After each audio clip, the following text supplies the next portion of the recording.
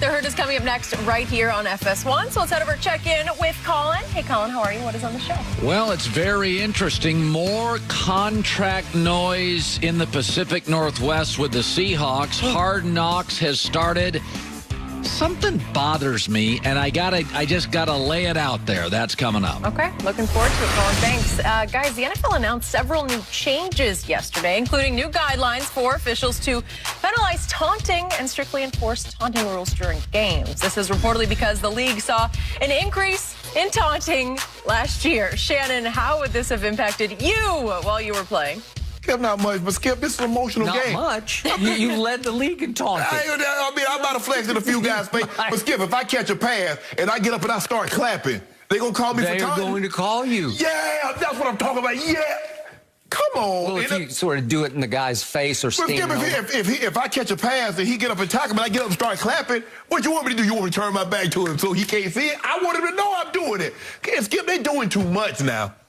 Listen, I am totally with you. I don't mind it at all. No. And there's one way to stop taunting. Just make the play, right? Intercept the ball, knock the ball down, keep him out the end zone. You ain't got to worry about it. Right. It just doesn't bother me. It's part, you know, again, it's more the way kids are today. Yes. You know, it's part and parcel of the emotion of the game. I don't mind. I guess I don't want somebody just standing over taunting someone, but if you know. I might catch a pass and fold my arm. Do that. Yeah.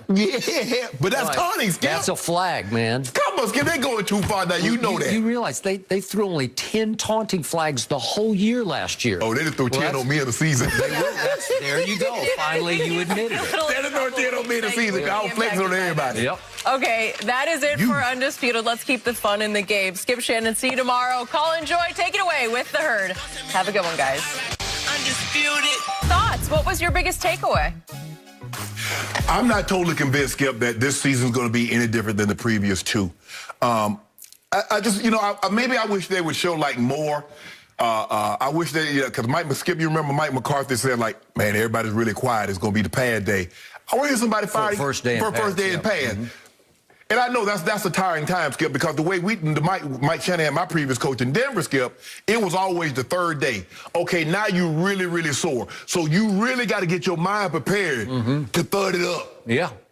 He was talking about the calm before the storm. Yeah. Skip, I want to hear somebody getting it up. Let's go. Let's fire it up. Okay, but that was you. Yeah. That's what you provided. Okay, well, who there for the Cowboys? Maybe there's not anybody yet. Just yet. So I'll get to my answer. Okay, yeah. But so for me, Skip, I'm not convinced. Maybe as we progress, we'll see more of the guys play. We'll see what they look like in the preseason game. Yeah. And so we'll get a better sense of what they have, because I don't think any of the starters played any in the first preseason game, the Hall of Fame game. But Skip, I just want to see more. I don't know. Maybe it's a different time. Maybe the guys. I just came from an era where guys were getting fired up in training camp, because you had to do that, maybe because they don't need to be fired up. They only practicing once a day.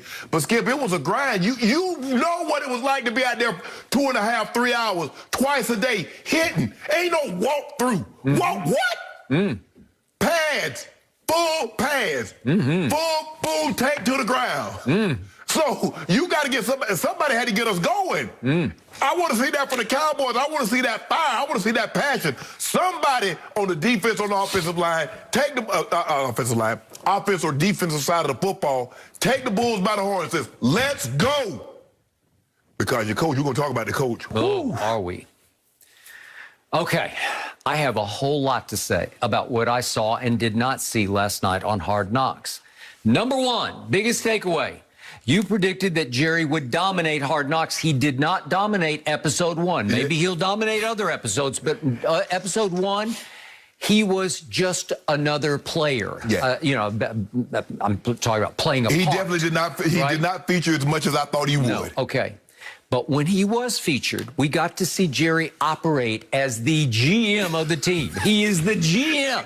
He is on the phone with the trainer. what's going on? But Skip, you know good well owners don't do that. Owners don't call the trainer. Okay, but he is still operating as the owner and operator of the Dallas Cowboys. Yes. And you got to see him in action. Yes. Question Mike McCarthy. How's Dak? He doesn't call him Dak. He calls him Prescott. Yeah. How's Prescott's arm? What do you think? And the problem when I watched Jerry, and again, I've been around Jerry in those situations many times before. He's still not fluent in football.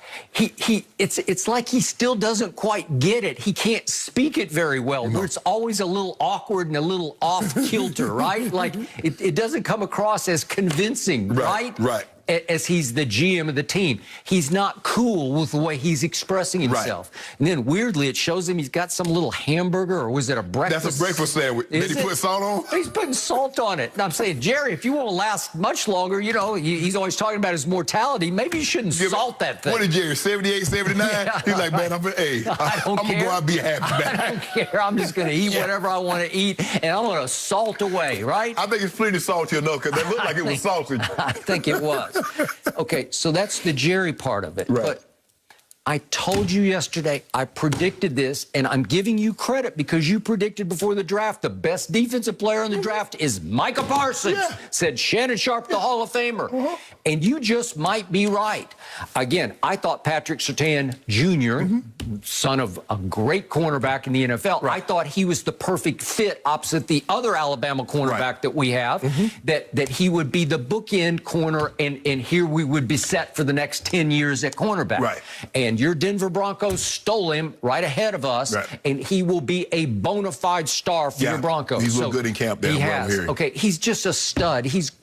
But listen, Micah Parsons, he is going to be the breakout star on and off the field. And when you talk about somebody out there to get him up, he was getting the rookies up before pad day, before the first pad day. But he's not a veteran yet, so he doesn't have any respect. Yeah, he doesn't carry the cachet. Not yet. Because he's a rookie. Not yet. But they show him sitting next to Leighton Vander Esch on the bench, and Leighton's a little threatened by him because he says, he turns to, I'm paraphrasing now, it came off, but he said, you're trying to make every play out there in the Hall of Fame game. You're trying to make every play out there. You should just make the ones that are yours. He's trying to tell him, hey, Rook, stay in your lane out there. Well, Skip, I think the thing also is that sometimes when you try to make all the plays, you run yourself out of position. Okay, which he did in practice once, and then Dan Quinn was getting on him during the game on the phone. You got to get wider. Okay, you got to get wider. He's just freelancing. And he admits it. It's just see ball, chase ball.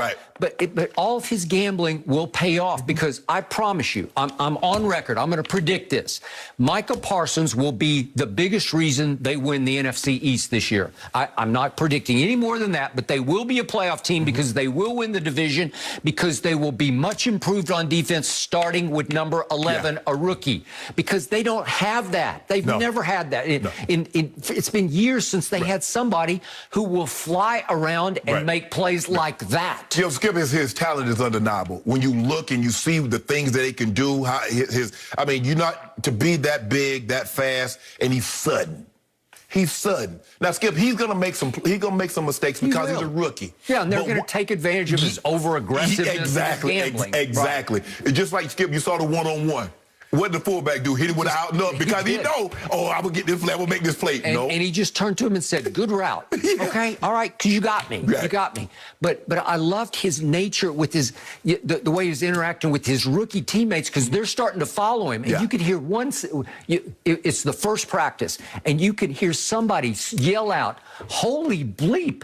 He is fast, right? Yeah. That man is fast. Oh, you can tell. He's flying. And all you need to do, it's a weird number to pick. He said he wanted number 1, but Cedric Wilson had it. Said, I could have had number 1. But he's number 1-1, number 11. It's kind of a weird number for that position, but I'll take it, right?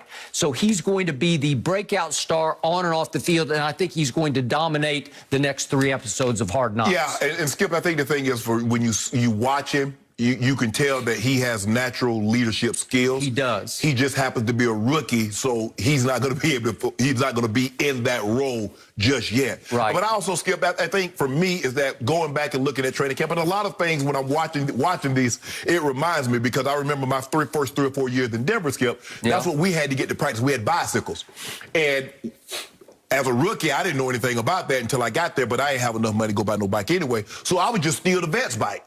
Just like Zeke stole Dak's bike, I would steal the vet's bike. But it would cause some conflict. Bro would want to fight you about stealing their bike. Well, is it really their bike, or did they just sort of take ownership of it? Isn't it like a camp bike? They're the camp bikes, but guys, when I was in Denver, they actually purchased bikes and actually ride because only Dan Reeves and John Elway had golf carts. Now later, once Mike Shanahan